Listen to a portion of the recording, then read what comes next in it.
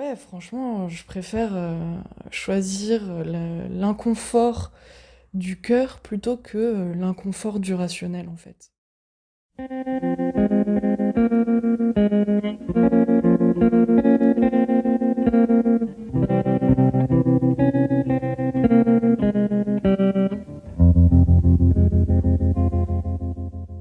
Faire un choix, c'est tellement difficile. C'est tellement difficile, mais en même temps, si on doit faire un choix, c'est qu'on peut faire un choix. Et ça, je trouve que c'est merveilleux, en fait, d'un côté, même si souvent je râle. Parce que c'est dur, justement, de faire le choix, mais parce qu'on a le choix. Ça, c'est ouf. Ça, c'est hyper important. Et du coup, souvent, quand je fais le mauvais choix, c'est que je le fais dans la précipitation. Genre, je peux même le justifier en disant que c'est ça que je veux, je suis sûre, c'est mon intuition. Mais non, parfois, c'est pas ce choix-là, en fait. Pour faire un bon choix, en tout cas, moi, personnellement, j'ai besoin de temps. Parce que je suis prise par l'émotion soudaine du moment et ça va me conditionner sur ma prise de décision, mais sur le long terme en fait. Alors que justement, quand je prends le temps de faire mon choix, je suis sûre parce qu'à plusieurs reprises, c'était la même intuition. Et j'ai sûrement choisi la fois où j'ai eu plus cette vision de ce choix 1 que de ce choix 2. Et surtout cette sensation de légèreté sur le bon choix. Même si ça fait peur, parfois, c'est le choix du cœur que je fais. Bien souvent, le choix logique, pragmatique, ça peut être un choix plutôt sur le court terme, mais sur le long terme, ça marche jamais avec moi. Il y a toujours un moment où je dis merde, genre j'envoie tout foutre en l'air et je fais le choix de cœur du coup, mais trop vite peut-être. Genre je m'emballe trop et j'ai pas pensé à tous les steps. Mais souvent quand je fais le choix du cœur,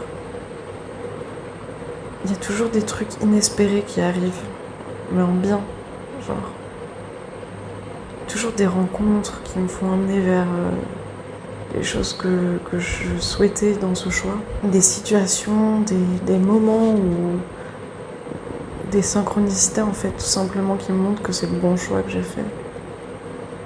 Et que même si ça fait peur, même si j'avais pas de plan, même si c'était spontané peut-être ou incompris par les autres, il y a toujours des petits signes qui te montrent que c'était ça le bon choix qu'il fallait faire et qui t'apporte en fait de l'encouragement dans le sens où il faut continuer à suivre ce choix pour te donner confiance que rien n'est acquis, mais c'est un beau choix dans l'évolution de ton âme et de ton cœur en fait.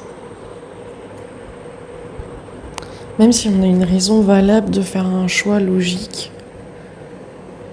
bien souvent en tout cas c'est par le corps que ça manifeste le désaccord qu'il y a eu dans le choix, le déséquilibre plutôt,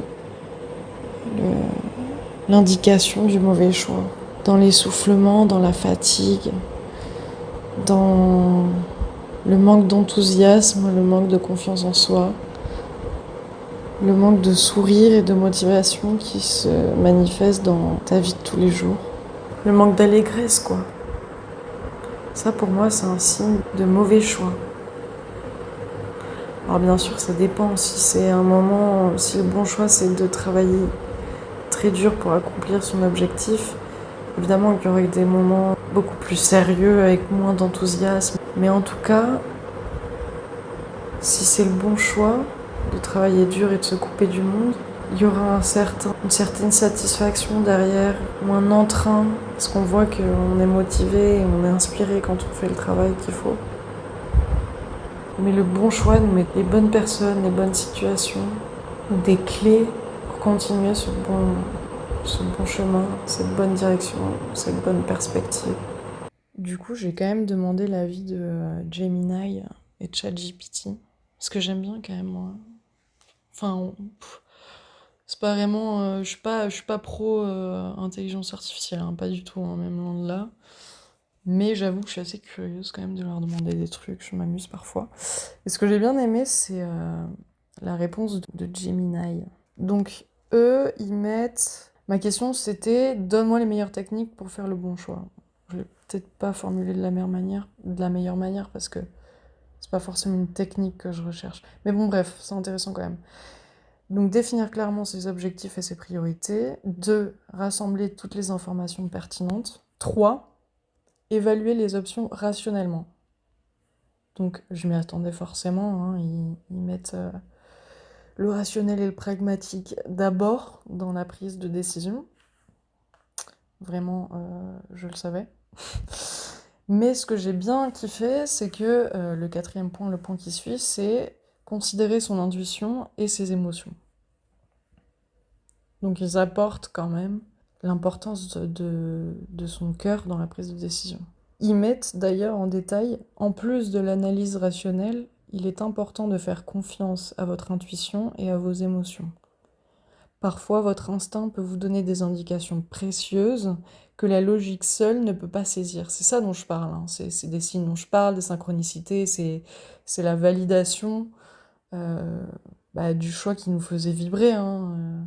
Prenez le temps de réfléchir à ce que vous ressentez vis-à-vis de chaque option et accordez de l'importance à votre ressenti. Et le 5e point, c'est anticiper les conséquences à long terme. Ne vous focalisez pas uniquement sur les avantages et les inconvénients immédiats de votre choix. Essayez de projeter les conséquences de votre décision sur le long terme. Comment cette décision affectera-t-elle votre vie dans les mois et les années à venir ?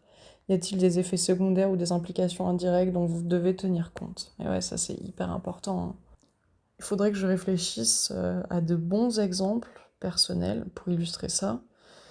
Mais pour aller dans le sens de ce que je disais quand même, c'est que quand j'ai fait le choix rationnel de « ok, il me faut des sous, j'ai pas le temps, je prends n'importe quel job parce que j'ai pas le choix ». Mais en fait, c'est pas vraiment que j'ai pas le choix, c'est juste que j'ai des contraintes que je pourrais essayer de manœuvrer autrement si je décide de faire un autre choix que le rationnel qui est « need money, need a job, let's go, anything ». Like the first thing coming, I will say yes. La désespération, quoi. Ça, du coup, ça m'a fait tenir que très peu de temps dans les tafs, en fait. Parce que c'était pas un taf qui me plaisait. La situation fait que peut-être que je gagnais beaucoup d'argent, mais j'avais beaucoup de contraintes à côté, hein, les contraintes du freelancing.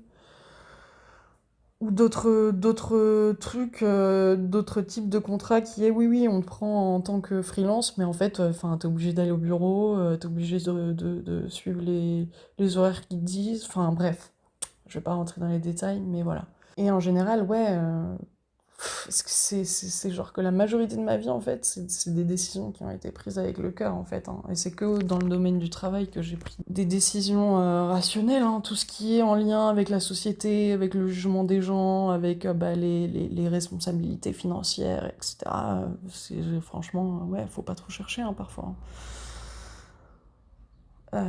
Et toutes les décisions qui ont été prises avec le cœur, donc, il y a eu quelques prises de décision qui ont été faites dans le domaine pro avec le cœur, bien sûr, mais en général, ça se rapporte plus au domaine du voyage, des amitiés, des relations et des valeurs de vie et des lieux de vie qui s'alignent le plus avec mes désirs et ma propre essence, quoi, la personne que je suis.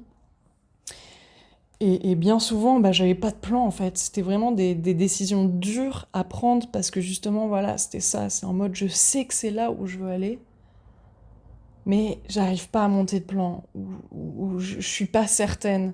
Ça va être difficile. J'ai pas toutes les clés en main pour être tranquille dans ma tête, en fait. Ça me fait penser au domaine artistique, hein, que j'ai choisi d'ailleurs. Et je suis toujours en balance, en mode « Ah, putain, heureusement que j'ai étudié la com, parce que si jamais, je peux toujours retourner là. » Mais à chaque fois que j'ai fait des tafs dans la com, j'étais déprimée, mon hygiène de vie, elle était déplorable, je mange plus, je bois trop de café, je fume trop, je fais pas de sport, je suis en burn-out d'horaire, enfin, bref. Et donc du coup, bah ouais, franchement, je préfère choisir l'inconfort du cœur plutôt que l'inconfort du rationnel en fait. D'ailleurs, sur mon fond d'écran, j'ai un espèce de mème, enfin c'est un vieux dessin tout pourri, et c'est genre You need to make a choice. Et c'est un gars, en fait, il a les deux mains ouvertes, et sur l'une des mains, il y a The pain of staying where you are, et sur l'autre main, The pain of growth. Donc tu dois faire un choix, euh, la souffrance, l'inconfort de rester là où t'es, ou l'inconfort et la souffrance de grandir, d'évoluer. Et c'est clairement ça en fait pour moi. Alors c'est pas, ça s'applique pas dans tous les thèmes d'une vie d'une personne, mais en général, les choix du cœur, c'est ceux qui apportent le plus d'adversité, hein, la plupart du temps. De l'incompréhension de ton cercle familial, amical, l'incompréhension de la société, la marginalité, les choix difficiles que peut imposer un certain statut professionnel ou une certaine branche professionnelle, comme être un artiste. Il y a plein de trucs comme ça. Mais voilà, c'est soit tu fais le choix de te ranger, soit tu fais le choix d'évoluer, d'être incompris, d'être en dehors de ta zone de confort. Pour moi, c'est ça. J'associe vraiment cette évolution avec les choix du cœur. Donc c'est pour ça que je disais, parfois, c'est pas du tout cohérent. Parce que un choix logique, une certaine expérience professionnelle peut apporter clairement des évolutions, de nouvelles perspectives, bien sûr, bien sûr. Mais voilà, de manière générale, moi, à titre personnel, je décide plutôt de vivre ma vie, voilà, avec des prises de décision un petit peu chelou, qu'il y a que moi qui comprends, où il y a que moi qui ai foi dedans, où il y a que moi qui ai la vision, hein, très clairement, de pourquoi je veux faire ça. Mais c'est pas grave en fait. C'est pas grave, franchement, ça m'a apporté trop de beaux trucs, même s'il y a il y a aussi des pertes hein, parfois. Hein. Perte d'amitié, de la dualité, des conflits, enfin bref. Donc voilà, je pense, d'ailleurs, c'est ce que disait Gemini. N'oubliez pas qu'il n'y a pas de recette miracle pour faire le bon choix. Chaque situation est unique et requiert une approche individualisée. En suivant ces techniques et en restant fidèle à vos valeurs, vous augmenterez vos chances de faire des choix éclairés et confiants qui vous mèneront vers le succès et le bonheur. Magnifique. Bon, j'ai un peu moins kiffé la réponse de ChatGPT parce qu'il me parle du SWOT et tout. Enfin, genre, clairement, j'ai étudié ça à mon bac pour des trucs de business. Enfin, oui, il y a des trucs à prendre, hein, mais bon. Attends, qu'est-ce qu'il me dit ChatGPT là? Considérer les implications à long terme, scénario hypothétique, imaginer différents scénarios futurs pour voir comment chaque option pourrait se développer. Pas mal, ouais, ok. Consulter des experts ou des tiers, feedback externe, brainstorming. Et eux, ChatGPT mettait que en 7e position. Utiliser l'intuition en complément de la rationalité. Écoutez son instinct, parfois votre intuition peut offrir des insights précieux. Combinez logique et intuition, utilisez les données pour informer votre instinct et vice-versa. Alright, écoutez, voilà, c'est tout pour today. Et puis, j'espère que ça vous a plu. J'aimerais bien avoir des petits feedbacks de vos techniques, approches pour prendre des décisions. Ça peut être tout. Je suis ouvert à tout, voilà. Et sur ce, la bise. Merci pour votre écoute.